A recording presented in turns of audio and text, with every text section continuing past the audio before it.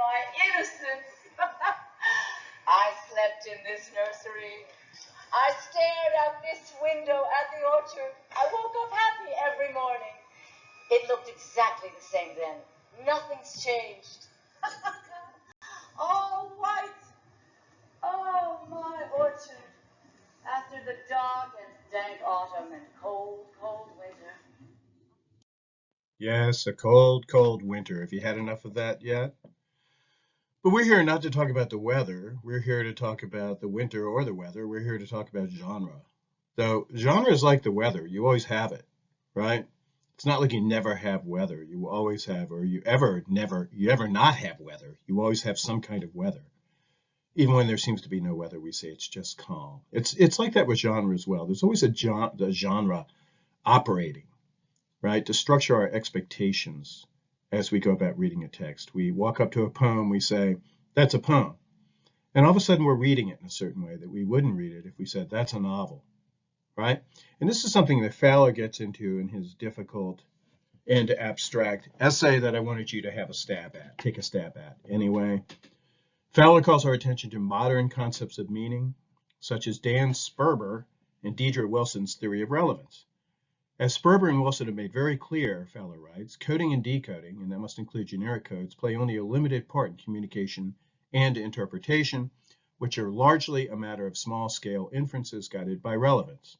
The principle of relevance, which is a rather abstract concept that he introduces, operates at every stage. In the case of literary interpretation, relevance must necessarily be to readers' own cognitive environments, even to their own interests. But, and this is an important but whether they know it or not, they're also continually guided by relevance to what they assume to be the writer's intention. Now, those writer's intentions include genre. Like, what is the writer intending to create here? Is it a poem? Is it a play, a drama? Is it an epic? Is it a narrative? Is it a novel? Is it a short story? And so on. He says parenthetically, these promise, after all, the pleasure of recognizing intended harmonies. And you do get this sense of satisfaction. I suppose it's a form of pleasure that you get when you look at a poem and you recognize perhaps the rhyme scheme, and you realize this is a poem. It's a poem that has a rhyme scheme, one of these recognizable rhyme schemes, like a sonnet.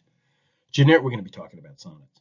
Generic organization, Fowler continues, may be conjectured to facilitate interpretative inferences at almost every level of structure. And we're going to see some examples of, at a very small level of structure, the individual tiny little micro episode, we see genre operating in such a way as to provide some guidance for us, right? As we go about attempting to apprehend or comprehend the play. The point here is that, to try to pierce through the abstraction a bit, the point here for Fowler's making, and not just Fowler, is that we read a work, as we read a work, our individual interests tend to take a backseat at some point to the interest, so to speak, of the genre of that work, the genre that we decide was intended by the author. Our own individual interests matter little often when we try to make sense of the elements of the work. Genre matters more. The genre that we decide that the writer intends. If we think we're reading a poem, we see an image of a small pig in the poem, okay? We're going to think of other small pigs, or maybe large pigs, large and small, that we've encountered in other poetic works, right? We're also going to think about the suitability of pigs to, shall we say, the sonnet form and the sonnet content. Do pigs tend to be celebrated in sonnets? I think the answer to that typically would be no, right? What we're not going to do is allow our own personal interest in pigs to, this is as we get better as readers, we're not going to allow our personal feelings about pigs, personal attitudes and knowledge of pigs, attitudes towards and knowledge of pigs, to distract us from what we see as the generic game going on, right? And that's why I say, and it's a continuation, of course, of what Fowler is saying and Sperber and Wilson are saying, so much depends upon genre, does it not? Indeed, as Anise S. Barwashi and Mary Jo Reef argue, and this is taken from the actual discussion question that, frankly, I wish more people had gone after. I think a lot of people stuck with trifles this week, which is fine. That was obviously allowed. Barwashi and Reef argue, Genres structure our perceptions of literary actions, representations, and identifications, and they do so, quote, at almost every level of structure. And here again, there's this insistence that even on a very micro level, you feel the force of genre. Okay, we're gonna see this play out here in a moment. If you walk up to a play with the idea of a comedy or farce in mind, you'll see comedic elements, even if you don't see comedy writ large, right? Which would be a good test case for this claim. And here we're going to get into something that you guys are saying. Brenton is saying. Brenton is arguing, quote, the subtitle of The Cherry Orchard is A Comedy in 4 Acts. So, to Bawarshi and Reeves' point, Brenton continues, this sets the stage. This generic designation sets the stage for how we should perceive actions throughout the play. I thought that was very well said. Certain actions will be seen as comedic. They could have been seen as farcical, perhaps. Of course, farce is a subgenre, have another go with that word, of comedy. Tragedy is a competing genre, right? Certain actions will be seen as comedic. They could have been seen perhaps as farcical, perhaps even as tragic.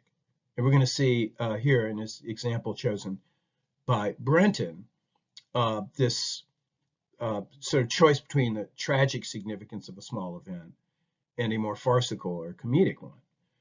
Here's Brenton speaking about Epikhodov, who has the following lines and directions in the final act. Quote, the aged fierce, in my conclusive opinion, isn't worth mending. This is Epikhodov. His forefathers had better have him. I only envy him. Puts a trunk, here's the stage direction, puts a trunk on the hat box and squashes it. This seems to exemplify, Brenton argues, both the glossary of terms, definition of farce as, quote, broad verbal humor and physical bustle and horseplay, and the Norton's definition of farce as, quote, slapstick or other physical humor. But, Brenton continues, read without the context of comedy, specifically farce, and without the stage direction, in other words, if you don't feel the force of comedy as a genre, you don't feel that you're reading a genre, and you're not sort of obedient, as it were, to this generic designation, this generic kind of compulsion almost, which is, as Brenton has already said, was instituted by the subtitle of the play. This line could be seen, right, as serious and malevolent, since it deals with whether the older fierce is worth helping. Go back to it, the aged fierce, in my conclusive opinion, says Epikhodov, isn't worth mending. So it'd just be left on the stage at the end of the play, and nobody will care, right? The line is juxtaposed with the practical gag, though, of the hat box being squashed, which softens the delivery, right? So it can be seen as a very serious kind of statement that it would be proper to a tragic assessment of someone's fall, so to speak. You could say that fierce falls at the end of the play. But then you have to think about that hat box, which makes us feel that, no, we're really reading a comedy. Brenton continues, perhaps this draws a connection between Epikhodov's reckless speech regarding a human being and his reckless actions towards the luggage, which I thought was a nice afterthought that he had. Another example, let's get into another example of this same sort of moment, right, in which it's a tiny moment. That's what I think makes it especially interesting, right? It's a very small little micro moment in which genre, okay, seems to be exerting its force, right, one way or the other, and compelling us to read the play one way or the other in this moment. Or maybe if we are not sure which genre the play is obedient to, which we are in such moments, right, looking for direction, okay? In either case, genre seems to be the most important element, as opposed to some kind of errant thought we might have about what's going on. Even thinking about the theme itself, the question of whether human beings, for example, are ever not worth mending. Is that Chekhov's theme, right? This sort of hopelessness about human nature, right? Something along those lines maybe is interrupted as we try to solve the more basic and fundamental problem of genre. So here's that other example. And this is one in which violence is done to the human body rather than a hat box. How different may various wielding of Fierce's slapstick in Act 3 and her own parasol at the end of Act 4 appear if we were told that we were reading a peculiarly Russian sort of tragedy, as opposed to what we are told we're reading, a comedy in 4 acts. The Russian tragedy, one in which no character dies, that would be the peculiarity of it, because in tragedy, typically somebody dies. Often, as you know, if you've read Shakespeare tragedy, many people die. Maybe Fierce does die at the end of the play, but you can imagine that you might feel that you're reading oh, this is how the Russians do tragedy. It's not so much that people die, houses die. A house does something more than, but including a family. So it's like a family dies, maybe. A house dies. A kind of whole lineage passes. As Veria exclaims, quote, "Yes, life in this house is over. There will be no more of it." I mean, how are we to take that line? Is that like a tremendously tragic line? Or is that a line in which, well, it's just more silliness, Veria being silly? That is a question, unto itself. But getting back to the violence that we see done in this particular scene, we might still find Veria's violence ridiculous, right? When she hits Lopakhin with the stick, or when she brandishes the parasol and he flinches at the very end of the play. But the emphasis, if we feel we're reading a tragedy, even a peculiarly Russian tragedy, might fall on how the stick hurts. Because hurt it does, right? Lopakhin reports an immense bump coming up, unless that's just nonsense and extravagance and exaggeration on the part of Lopakhin, right? Once again, that's the comic, the comedic genre exerting itself when I ask that question. You see what I'm saying? We have to recall this is a man who, as a peasant child, was referred to as ignorant, beaten Yermolai. He received emotional bumps much worse than any physical bumps that he might have received, because the emotional bump is so lasting that he flinches. He flinches when any stick is raised, okay, in his vicinity. And I don't know, I kind of, to the extent that that's what you take away from these micro scenes in which pretty insignificant violence is done to the body of Lopakhin, are you not allowing the genre of tragedy to compel your attention in those moments? So much depends upon genre. Yes, indeed. Much depends upon genre, as you agree. Maya on Chekhov. According to a glossary of literary terms, tragedies are dramatic representations of serious actions which eventuate in a disastrous conclusion. A farce, on the other hand, which is a branch of comedy, kind of exaggerated comedy, is designed to provoke the audience to simple, hearty laughter. Now, at first glance, a cherry orchard seems like a tragedy due to the intense sadness of the main character, Lyubov Ranevsky. However, once you remove yourself from your emotional connections to the story, or I would say suspend generic expectations, it is easy to realize every character in the play is crazy. They do not behave like normal, well-balanced, and realistic human beings. No one in the play is making smart decisions or is behaving maturely. There are a handful of moments that change context significantly depending on which genre you are associating the play with. So if you associate it with farce, you're going to emphasize this absence of normal, well-balanced, and realistic behavior. An example of such a moment, Charlotta's speech on identity. Perhaps her most, this is well identified by Maya, where Charlotta is concerned, which she just really doesn't have that many moments that make you think of tragedy, right? But this one moment, when she wonders about her past, where I came from and who I am. I don't know who my parents were. Perhaps they weren't married. I don't know. Right in the middle of this, though, takes a cucumber out of her pocket and eats. I don't know anything. Pause. I do want to talk, but I haven't anybody to talk to. I haven't anybody at all. Now, that's a very sad moment, or it could be. But then you got that cucumber. It's hard to overlook this fact that she eats a cucumber from her pocket during this episode. This is, as Maya argues. So it's very hard to take it seriously. Committed to seeing the play as tragic, we see a cucumber as providing maybe some mere comic relief, as opposed to as an element that undercuts tragedy, which is approaching the drama as a farce. That's what you're perhaps going to see, is you can see the rug pulled out from under the serious moment, right, by the cucumber, which might remind you a little bit of the banana wielded. Speaking of stuff being pulled out from underneath one and one slipping on banana peels, here it's, I guess, cucumber rind. Another such moment, and this is a student from another section who wrote about the scene of Lopakhin's betrayal. You will remember this. You consider the play as farce, and you get a complete reframing of that moment because it's a pretty serious moment. Lopakhin, hailing from a line of serfs, I'm quoting from the student at this point, has become rich and now financially has become something of a financial advisor of Lyubov and Gayev, who is Lyubov's brother. You'll notice all these different spellings of the names of the main characters, and that's just the Russian way. Okay, even sometimes inside the play you'll see it. Lopakhin, different translations have different spellings, right? We have 2 or 3 different translations at work, I've noticed. Lopakhin, seeming early on to think only of remedying the family's debt, says he is, quote, delighted to share that he came up with a solution that would mean that the estate will bring in 25,000 rubles of profit every year. Just cut down the cherry trees. That's the way to save the estate. That's the way to save the cherry orchard. Cut it down and build lots that could be leased off for villas, right? Turn it into a kind of resort, right? And the siblings, of course, reject this advice and are just blindly, absurdly, almost humorously optimistic that they will suddenly be able, money will just show up and they'll be able to solve this problem, right?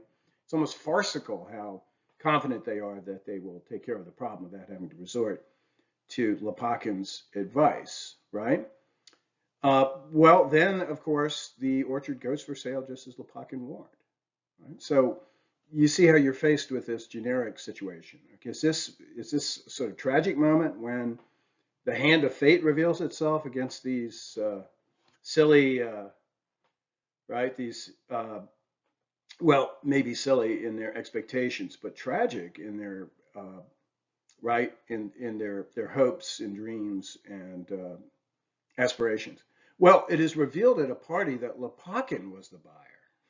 Okay, the same guy who was trying to save the orchard by, of course, cutting down the orchard is the guy who ends up, he was warning them against himself, if you see what I'm saying. His actions actually surprised everybody. Nobody considered that Lopakhin, someone so close to the family, would swipe the estate out from under them and move along with the plans to cut down the cherry trees. So you can see how this is a moment, right? Well, I'll just read what I wrote. This is where Dubraw's claim of generic expectations shaping the story comes in. How are we to take this event, this little micro episode? Lopakhin's blatant betrayal could be portrayed as tragic, and he could be seen as this villain, right? This sort of antagonist that you might have in a tragedy, right?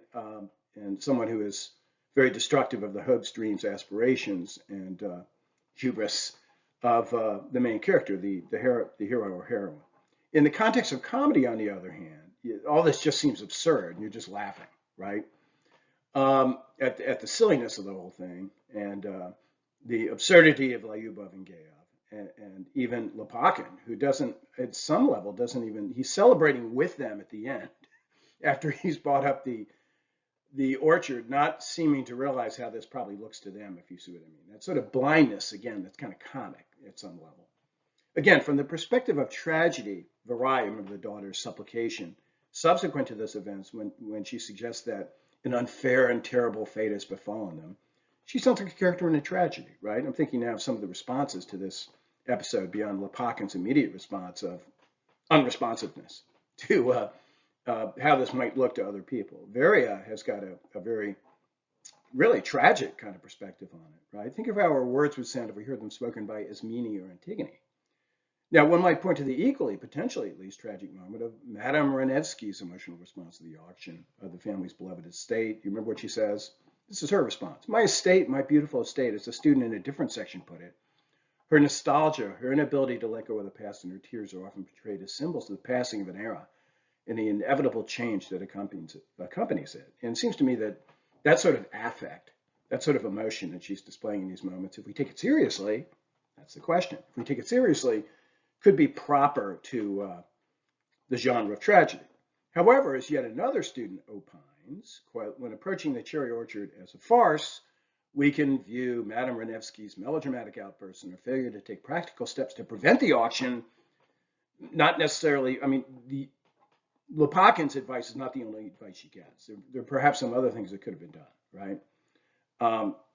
But we can take her failure to take any practical steps to prevent the auction from coming off. We can see that as absurd. And as this student went on to say, I don't think there's a better word to describe Madame Ranevsky than melodramatic. okay, which is itself a generic term. Her auction room characterization of her state as beautiful may appear less as a tragic expression of loss, more as a humorous, absurd, silly, kind of farcical exaggeration of her attachment to material wealth and status.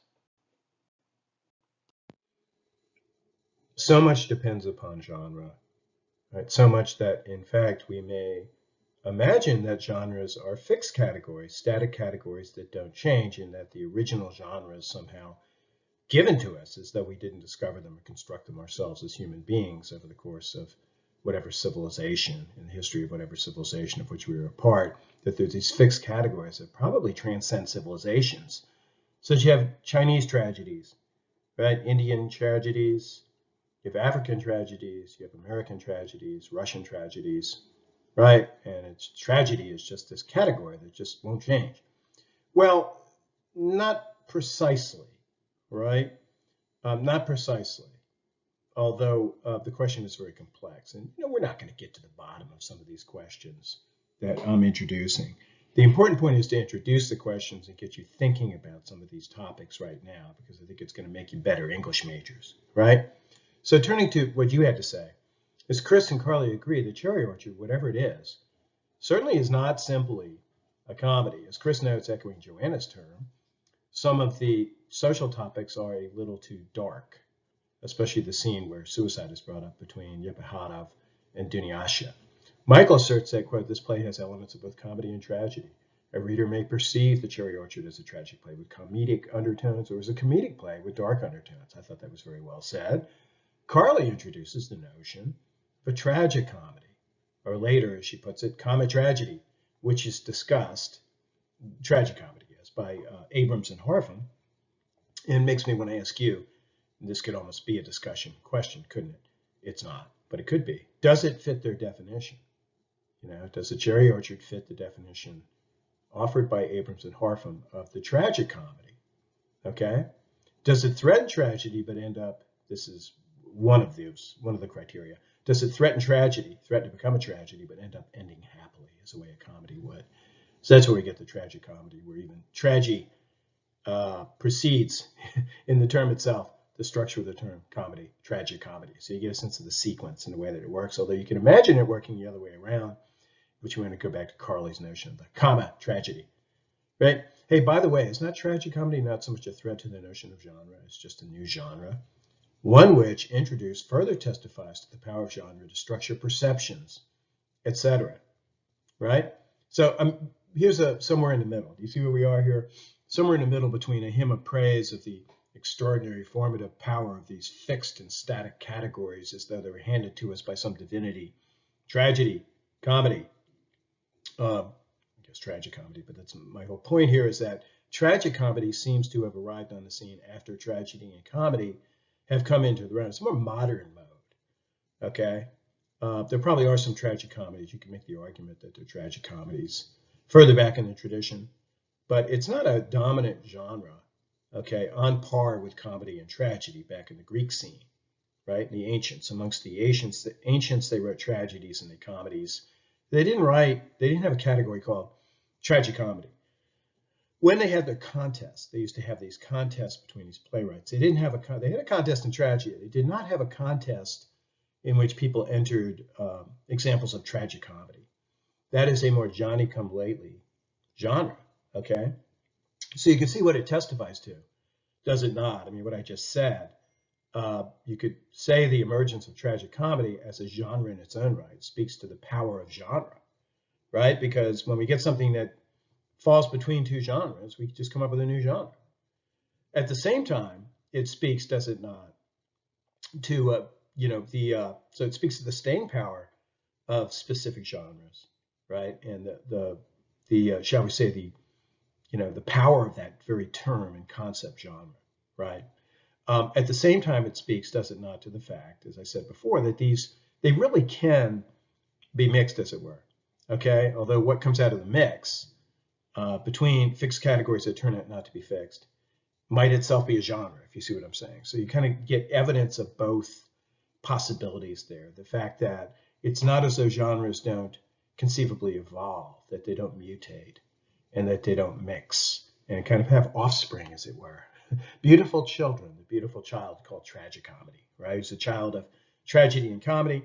At the same time, tragicomedy comes into her own right as a powerful new genre that resists change, and that seems to last over many, many years, okay?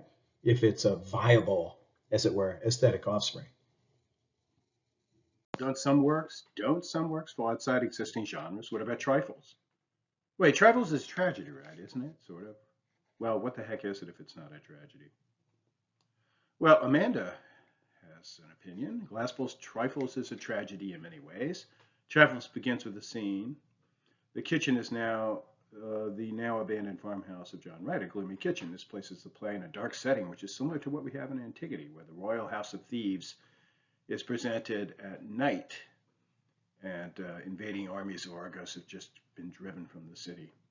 Right, so we have this atmosphere of gloom and darkness in both plays. Adds Ruth Ann, Trifles can be considered a tragedy, not necessarily because of the gloom and darkness, didn't notice by Amanda, but by paying attention to the character of Mrs. Wright, or the character of Mrs. Wright, who is seen as the play's protagonist. Mrs. Wright's life, Ruth Ann continues, was tarnished due to a life of isolation, emotional abuse, and deterioration of self-worth. The women in the play describe Mrs. Wright's psychological state through the metaphor of a dead bird with a broken neck, a symbol of her silenced voice.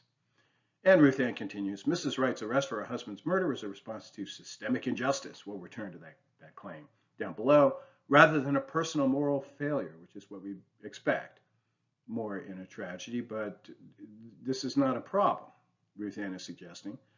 Antigone, similarly, aligns with this tragic structure, right? Being the victim of a systemic injustice as opposed to some personal moral failing on her own part. Antigone's defiance of Creon aligns with this representation. She's a noble character whose loyalty to divine law leads to her sad demise. Well, Gladys adds to this. When comparing Trifles to Antigone, they both share what most would call a tragedy, death. You see Gladys bottom lining it. And Riley, finally, although I think there were a few others who wanted to put Trifles in this category of tragedy. Glassbowl's Trifles is, in all senses of the word, a tragedy. When discussing stories, there are three categories we group them into. Fowler describes as families.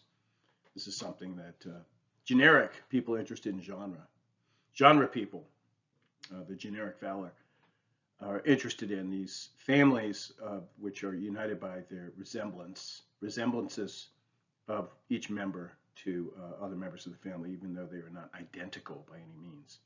In any event, one is known as comedy, which is more whimsical. Tragedy is quite the opposite. It does not give second chances. It does not have whimsy, and it usually does not have a happy ending.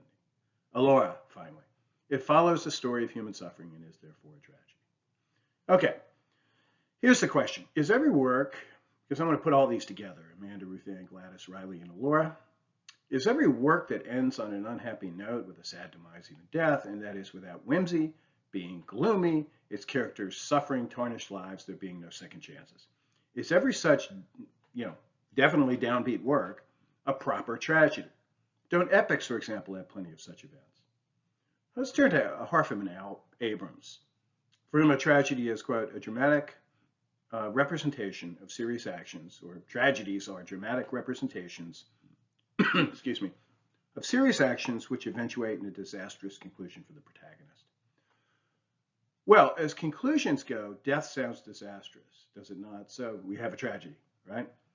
But Mrs. W does not die. She just goes to jail, maybe. So you wonder a little bit about that. Already your eyebrows are rising up a bit, right? Now, Mr. Wright dies. The death of Mr. Wright is obviously not a comic episode, but does it rise to the level of seriousness? Right? Go back to the definition, dramatic representations of serious actions. Does it rise to the level of seriousness required for tragedy? Faith has something to say on this question. Quote, the circumstances of the deaths in Trifle and Antigone, radically different. Through this observation, Trifles is a very dynamic drama, but I don't perceive it to be a tragedy.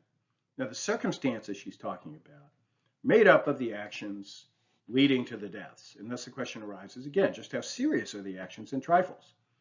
McKenna aptly wonders if a wife's act of rebellion against an abusive husband can truly be seen as tragic. This act of rebellion, does it rise to the level of quote unquote seriousness whereby we feel that we have tragedy?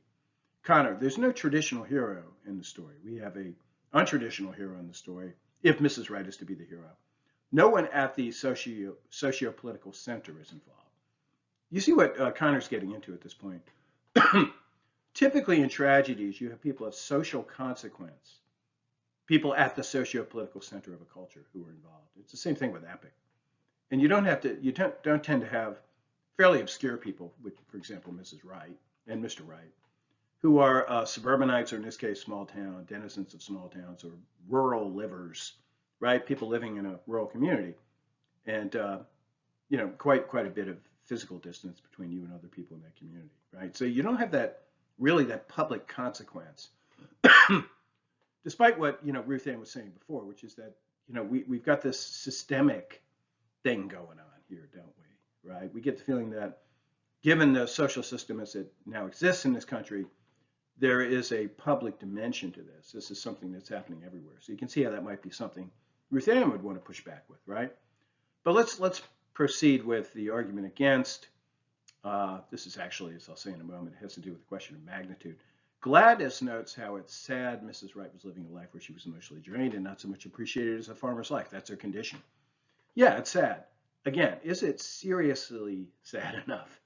Is it sadly serious enough? Is it tragic, right? How serious are the characters given their social station? Someone in another section, quote, while Trifles explores the human condition in difficult situations, the characters are not of a royal or powerful origin. Are they folks of social consequence?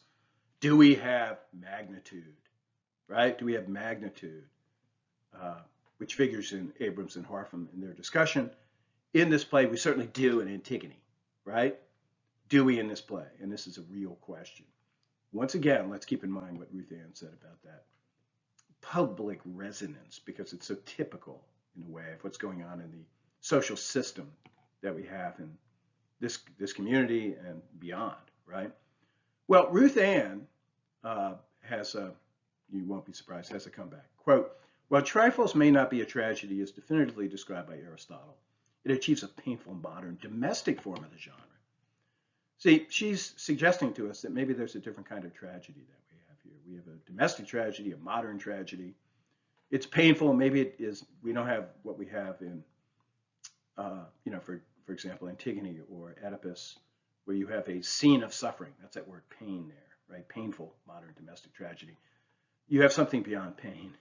In the case of you have, something excruciating, and I mean, think about the condition, right, of Creon at the end of Antigone, where both his wife and his wife and his son are dead. You have something, it just seems a little bit more grander, on a grander scale than what we have in Trifles, right? But again, what Ruth Ann is saying is maybe you don't need that for this modern domestic form of tragedy. Maybe what we have in the case of this play is a transformation of the old genre. Trifles, she goes on, narrates the quiet despair and resistance by focusing on women's unseen and unvalued lives. Unlike Antigone, Trifles shifts the focus from the grand heroic scale to the intimate, everyday tragedy shaped by systemic oppression. In this way, Trifles most certainly is a tragedy, the one that challenges and redefines traditional boundaries. And this is something I'm adding, it jettisons magnitude and intensity as defining features of the genre. Another student, Trifles, quote, fits the bill for what is called a domestic tragedy, which is defined as a protagonist from the middle or lower ranks, this is quoting Abrams and Harpham, who suffers a commonplace or domestic disaster. Riley closes it off for us, finally, by changing, or I think refining, Ruth Ann's sense of domestic tragedy, which has, of course, supported this notion that there is an alternative modern genre of tragedy, which replaces the old classic genre. It's modern, it's domestic, it's also, as Riley would say, sexist. But Alyssa argues, okay? Let's back up yet again. Alyssa argues powerfully that the play's focus, you think about it, it's not in any case on the W's, Mr. or Mrs., but on the women, Mrs. Hale and Mrs. Peters. Quote, by working together to solve the crime in the end and choosing to hide the evidence, the women show a collective defiance against gender norms. Overall, Glaspell's play focuses strongly on women's agency and resilience rather than painting a tragic story. Can a play, here's the question that arises, can a play be classified as a tragedy of any kind, even a domestic kind, if the person who is suffering all the misfortune is not the main character? Faith concurs, quote, it may not be considered a tragedy by means of intensity, which is a word I mentioned up above and now maybe gets an explanation, especially since we never heard from Mrs. Wright, only what Hale recalled. So if you see what I'm saying, Mrs. Wright is not even a character in the drama.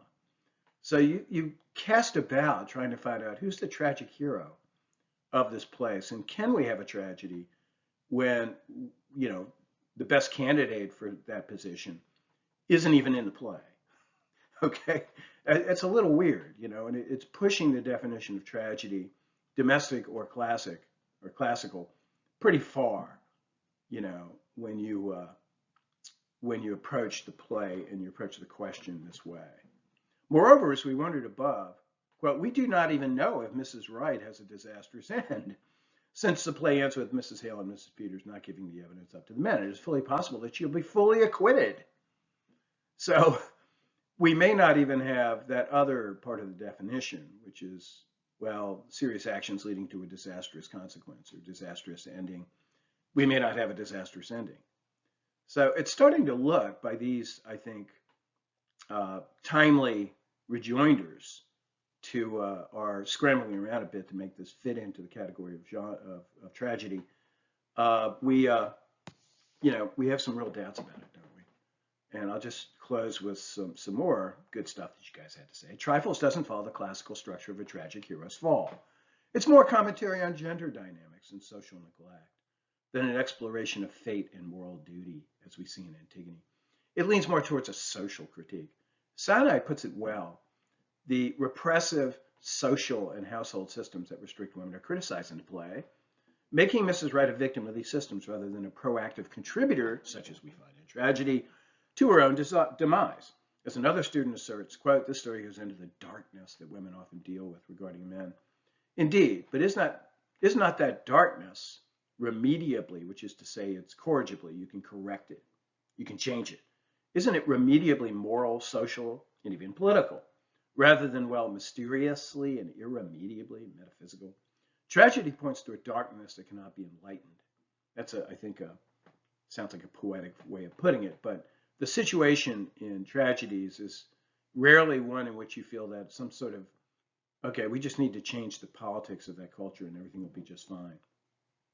You know, it seems rather to point at some inescapable human condition given some inescapable human quality, right? Like pride or something like that, that, you know, you're not going to be able to come up with a social rule that corrects all instances and even grand instances of pridefulness, right? That's at the heart of, right, those premises that enable tragedy writers, right? Does not Glaspell, on the other hand, hope to enlighten, hope to change? Isn't this a piece of social criticism, right?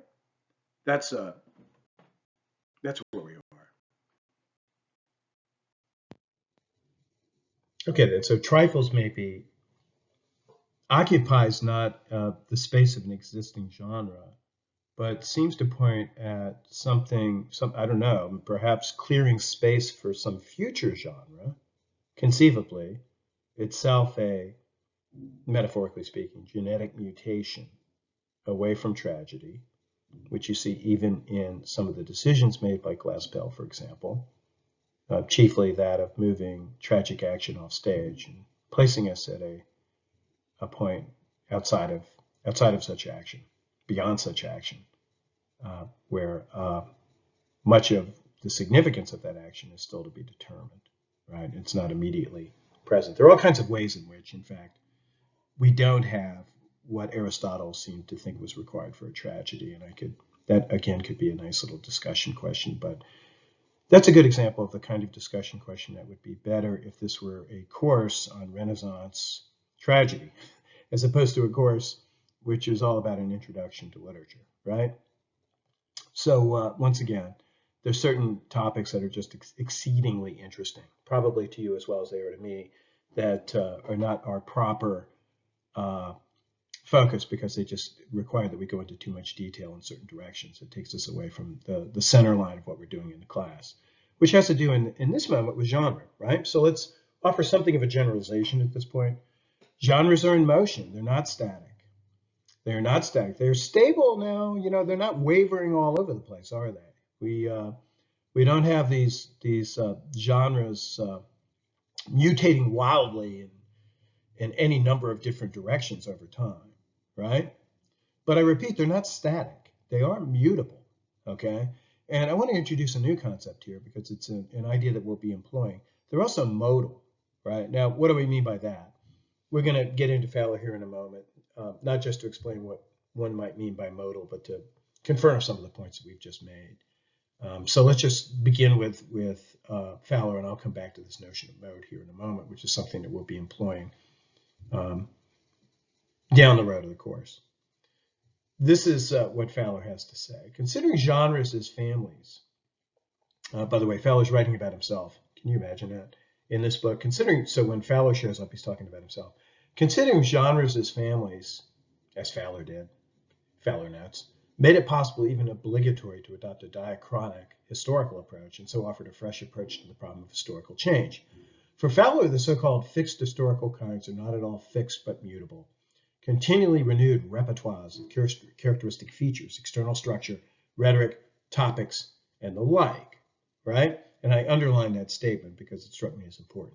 For Fowler, and perhaps for us, the so-called fixed historical kinds, comedy, tragedy, perhaps tragic comedy, right? And we can get outside of genre thus considered, and talk about lyric, narrative, which is a kind of a different register of genre that we don't need to go into the differences right now, right? But narrative, lyric, and dramatic. And within dramatic, of course, we have comedy and tragedy, right?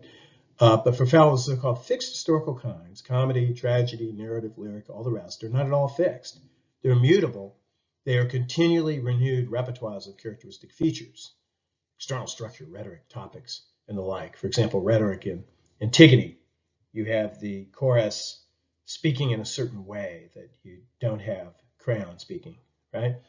And you have Antigone lamenting. You have like the lamentation over the death of the brother, which is a characteristic rhetorical trope that we find in Greek tragedy. External structure has to do with, we could go through some of the details there, but I think maybe you'd be good at naming them yourselves, right? External structure would have to do with the fact that we have a political situation, you know, Creon, you have those in a lot of the Greek tragedies have, it's an affair of state that is at issue, right, in the story, the external structure, the social structure. It's a big cultural or social episode that is at the center of these, right, and that might even be fall more under the issue of topic. External structure might have to do with, like, you know, even the sequence of, you remember Freytag's pyramid, where we have an exposition, then we have rising action, and we have a climax, which, you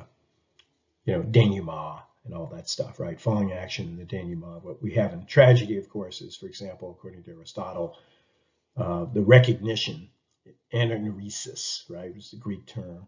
We also have the scene of suffering, right? So we have all these conventions, you know, aumatia, right, and hubris, the tragic flaw, and the tragic pride, which is at the heart of so many tragedies, right?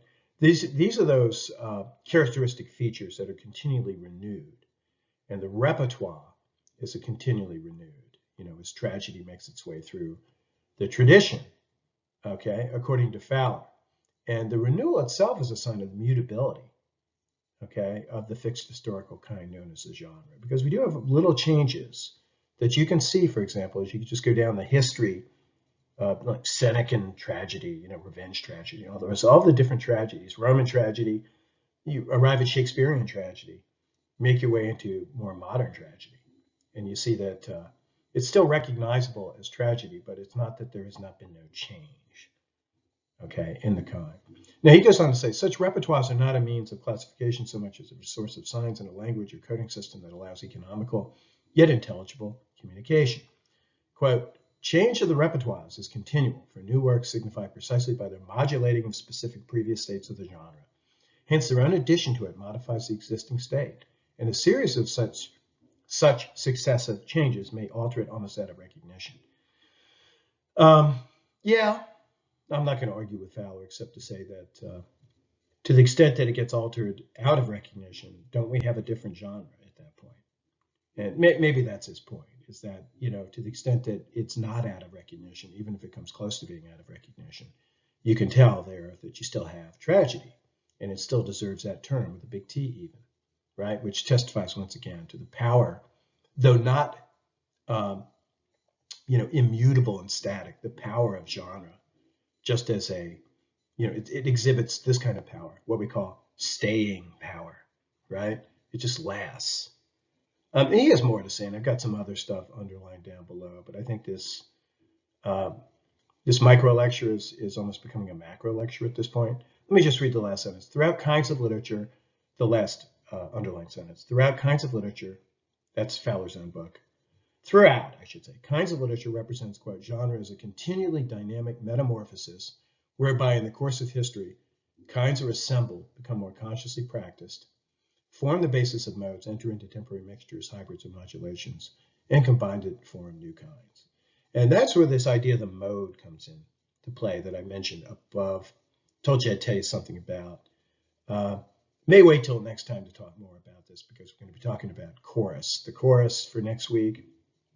And we're going to be talking about how the chorus moves from a kind of feature of the genre, right, one of those characteristic features, to, it's still there as a feature, when we get to Chekhov, when we get to perhaps even trifles. You see that we don't have some sort of form of the chorus. That'll be one of your questions, something related to that question. If we do not have, do we not have some sort of form, some sort of, successive change, to quote Fowler? Yes, we'll have signs of successive change in the chorus, but we still have something that's not altered completely out of recognition. It still looks a little bit like a chorus, still sounds a little bit like a chorus. Do we not have that as we move forward? Okay, and as tragedy, shows that indeed it's not immutable because it mutates, right? And you wonder whether that's not this thing that he's calling the mode, right? When you have a particular feature of a genre that seems to wander into some space outside of the genre where we don't have a recognizable tragedy anymore, but we have what's called the tragic mode showing up in a play that would seem to be of a different genre or of an indeterminate genre. And this is something we'll be talking a little bit about as we go through and go forward. As you can see, Fowler here thinks that, in fact, new genres sometimes come out of these wandering modes, which are, of course, little pieces, little portions of the repertoire, of the tragic repertoire, right? And little portions of the repertoire, certain elements of the repertoire kind of become mobile and wander out beyond the existing genre into their own space. A drama gets formed around them, so to speak, and before you know it, when enough people find this very compelling, we have a new genre, right? And maybe a couple of different modes wander out of, maybe you could see this even with tragic comedy, that it's like certain portions of tragedy, portions of the repertoire, certain elements of the repertoire of comedy, wander, mix, we get tragic comedy. Okay, well, that's enough for today. Didn't go back to what I promised you last time. Broken promise then? I don't know that you can lose a lot of sleep over this, but didn't go back to Matthew Arnold. I was intending to do that, but I just felt that no, just get directly to the business of the day, and we can come back to that on some future occasion. I think you did a very nice job on the whole question of the humanities, so it's a topic that I'm pretty happy with right now. So in any event, keep your eyes open for the new granular modular schedule that will be showing up. As you know, those tend to show up on Friday. And get the reading done. It will have the reading listed. And I will talk to you again next week. And of course, you'll have discussion board questions beginning to show up on Friday. So have a good weekend. Bye-bye.